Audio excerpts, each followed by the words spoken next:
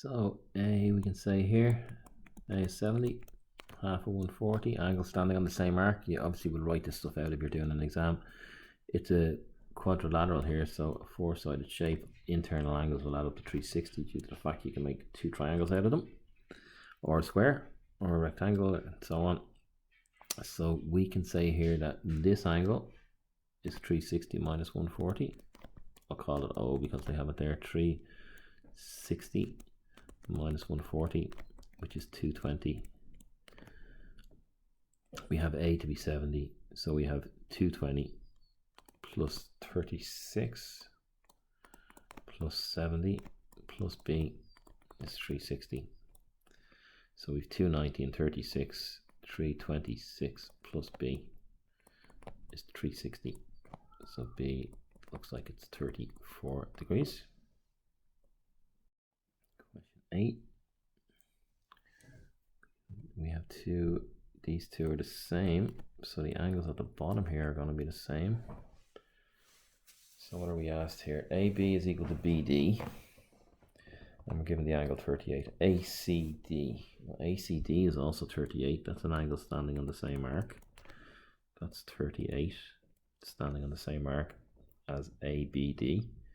CDA. CDA, well, if I just rub out all the lines, CDA is this one here, which you can see is standing on a diameter, so 90 degrees. So you'd write standing on a diameter, standing on arc of diameter. ABD, ADB, okay. ADB down here, this angle and this angle have to be the same due to the sides being the same. So 180 minus 38 divided by 2 will give me this one.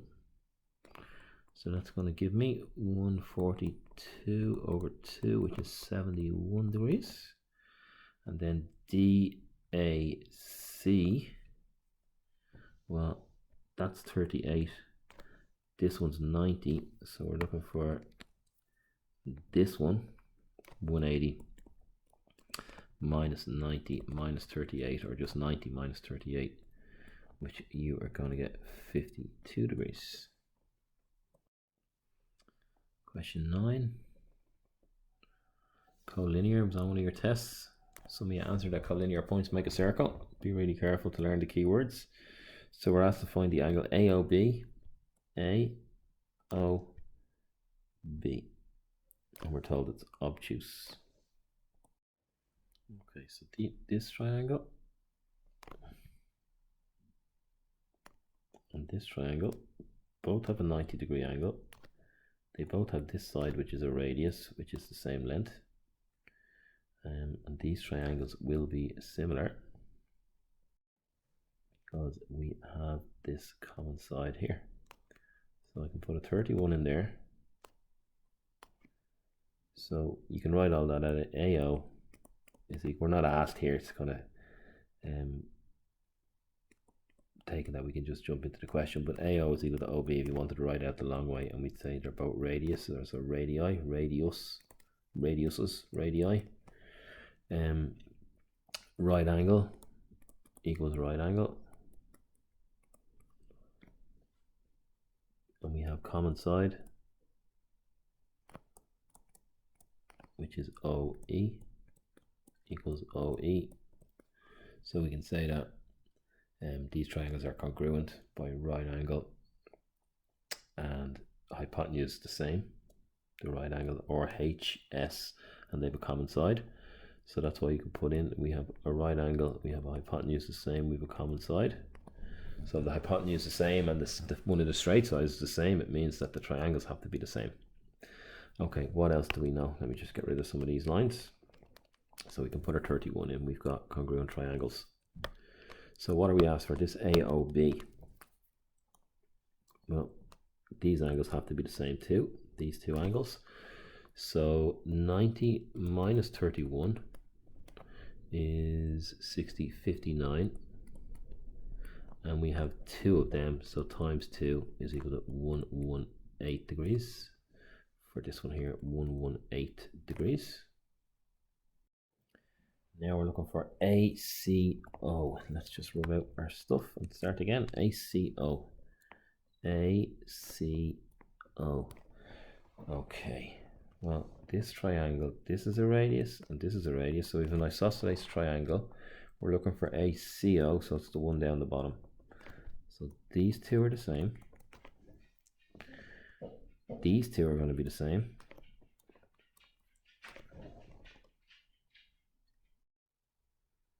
So we worked out this one to be 118. So on the far side of it, or if you want to actually making it a circle here, but we've got a straight line here as well. So that's actually easier. That's 59, which means that this one here is 180 minus 59, which is 121. This one here, and we're looking for the ones down the bottom. So 180 minus 121 divided by 2 will give me the answer to ACO. So what's that? 59 over 2, 29.5 degrees for this one. Now we are asked for OBC. OBC, so this one here. Well, both radiuses, this one and this one. So this has to be the same, it's isosceles. Again, we had this one, so it must be the same. We're going to do the same maths again, get into the same question with the same angle here, giving us the same angle there, and giving us the same angles down the bottom. So this is also 29.5. I won't bore you with the same maths twice. And then ADB. ADB, follow your line. ADB. So we have to create this line here. So we have a cyclic quadrilateral now. So these two angles and this one add to 180. So this one is going to be 180 minus the two angles down the bottom, which we got to be the same. So twice 29.5, which is 180 minus the 59, which is equal to 121 degrees. Question 10. Finally, question 10, the end of geometry. I'll leave the revision exercises for another time. So consider this diagram in which O is the center and PO and R are collinear. Find the angle QOS. QOS. So this one here. Let's mark it number 1. Number 1. You can see it's standing on the same arc here. This angle and number 1 are standing on the same arc. So 1 is equal to 58 times 2, which is 116. So the angle QRS is here. So we have got a cyclic quadrilateral, don't we? 1, 2, 3, 4. So opposite sides of the cyclics add up to 180. So number 2 is 180 minus 58, which is 122 degrees. Then RSO is this one here, number 3 RSO. If I could say I can connect these two here, if I connect those two, this is a radius, this is a radius, this was number 1. So RSO is going to be 180 minus number 1, 116, divided by 2. Call this number 3. So that is going to be 64 over 2, which is 32 degrees. And then lastly, PQO. Just that 32 that we got is this one. So I just need to do the same on the other side. So this was number 2. So 180 minus 122 is 58. So these two angles here and here are 29.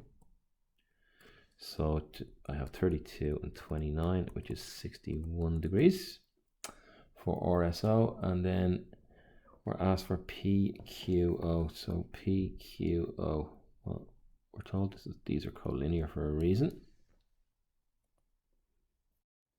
So if I draw a line along there, that's a diameter, and now I have this angle that I'm kind of looking for standing on the diameter. So now I have this is 90 degrees. So I'm looking for PQO. I'm looking for this part of it.